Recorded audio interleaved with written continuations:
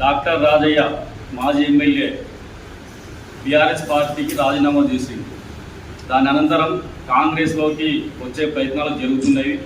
అధిష్టానంతో చర్చలు జరుగుతున్నాయనే వార్త మేము తెలుసుకొని దానికి ఎంతో బాధపడుతూ మళ్ళీ కనుక అధిష్టానం ఇక్కడ స్టేషన్గన్పూర్ నియోజకవర్గంలో స్థానిక కార్యకర్తల అభిష్టం తీసుకోకుండా ఒక కుందరపాటు చేయడానికి తీసుకొని డాక్టర్ రాజయ్యను కాంగ్రెస్ పార్టీలోకి తీసుకుంటే మళ్ళీ స్టేషన్గన్పూర్కు చాలా గడ్డలు రాబోతాయి. ఎందుకంటే ఆనాటి పరిస్థితుల వల్ల మనకు ఎమ్మెల్యే గారు అవసరం చెప్పేసి డాక్టర్ రాజయ్యను గెలిపించుకోవడం జరిగింది.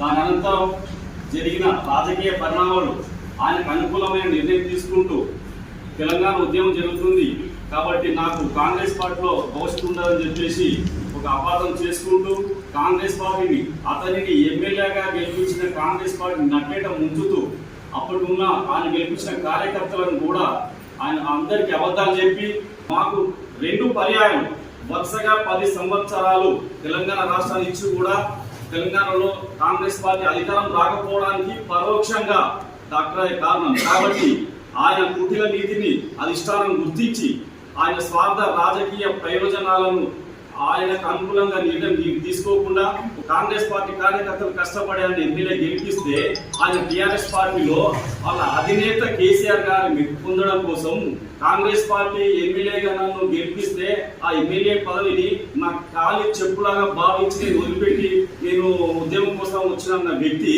మళ్ళీ కాంగ్రెస్ పార్టీలోకి రావడానికి ఎందుకు ప్రయత్నం చేస్తా ఉన్నాను.